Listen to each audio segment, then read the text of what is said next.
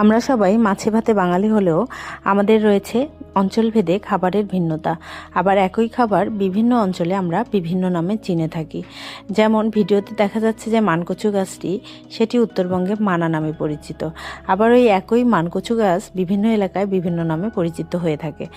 এই মানার ছ্যাঁকা অথবা মানার ডাল কিন্তু উত্তরবঙ্গে অনেক ঐতিহ্যবাহী খাবার। আবার এটাও ঠিক, উত্তরবঙ্গে অনেকেই আছেন যে যারা কিনা কখনো মানার ছ্যাঁকা খাননি। তবে এই মানার ছ্যাঁকা খাওয়ার জন্য প্রথমে মানার গোড়ার অংশটাকে কেটে নিয়ে ভালো করে ভাপিয়ে নিতে হবে, যেন গলা না চুলকায়। এরপর গরম জলে ভালো করে শুটকি বা শীতল যে কোনো একটা ধুয়ে নিতে হবে। আমি আজকে যে ছ্যাঁকা রান্না দেখাচ্ছি সেখানে আমরা শুটকি ব্যবহার করব।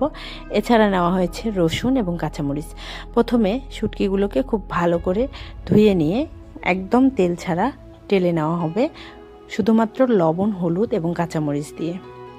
কেননা এই রান্নায় কোনো প্রকার তেল ব্যবহার করা হয় না, সেজন্য এখানে কোনো প্রকার তেল দিয়ে শুটকিটাকে ভাজা হবে না। তবে কেউ কেউ আছেন যেনারা তেল দিয়েও ভেজে নেন, তবে এতে খুব বেশি সমস্যা হয় না। তবে তেল না দিলেই পুরোটা বলা যায় যে একটা তেল ছাড়া রান্না। এরপর যখন আমি বারবার শীতল বলতেছি, শুটকিটাকে খুব ভালো করে টেলে নেওয়া হবে, তখন সেখানে কিছু গরম জল অ্যাড করে দেওয়া হবে।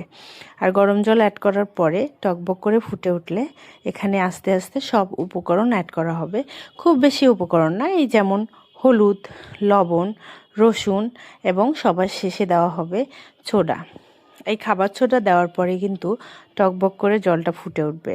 আর এই সোডা এবং হলুদের সঙ্গে অ্যাড হয়ে খুব ভালো একটা কালার তৈরি হবে, যেটা একটু লাল লাল কালার, যেটাই মেইনলি স্যাকার কালার বলা চলে। আর এই ছোটার তরকারি কিন্তু আমাদের পেট পরিষ্কার এবং মুখের রুচি ফিরিয়ে আনতে সাহায্য করে। আর আমাদের উত্তরবঙ্গে যেহেতু ম্যাক্সিমাম সময় অনেকেই এই ছোটার তরকারি খেয়ে থাকেন, সেহেতু আমাদের অনেক ধরনের সবজিরই এই ছ্যাঁকা খাওয়া হয়। তার মধ্যে এই মানার ছ্যাঁকা কিন্তু অন্যতম। আর এরপর দেওয়া হবে হাফ সিদ্ধ করা মানাগুলো।